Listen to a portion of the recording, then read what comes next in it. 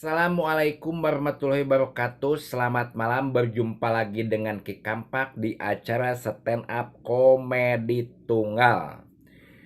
Ki Kampak rek mere judul Mandi Kembang Tengah Malam.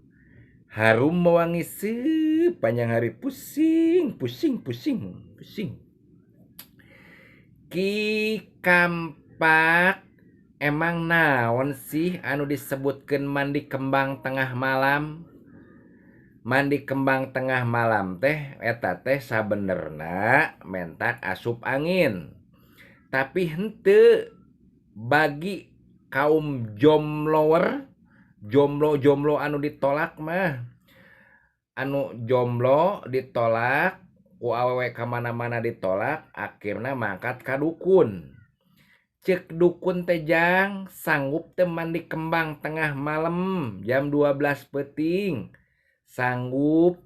Tah, akhirnya banyak terjadi mandi kembang tengah malam supaya awewe itu daekeun anu tadina ditembak nolak teh sugan jeung sugan we cenah daekeun. Tah eta teh ngadeuketan naon kamusyrikan, kasirikan karena naon?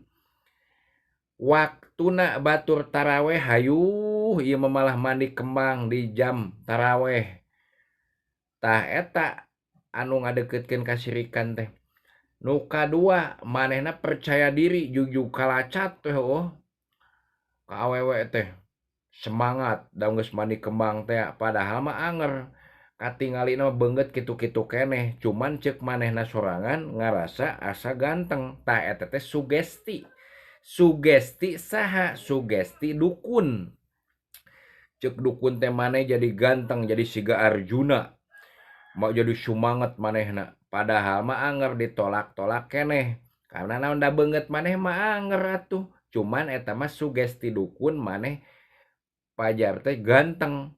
Anger ditolak keneh, akhirna manehna naon? Ngajual deui mobil demi kadukun deui. Tah mentak ulah loba teuing dudukun.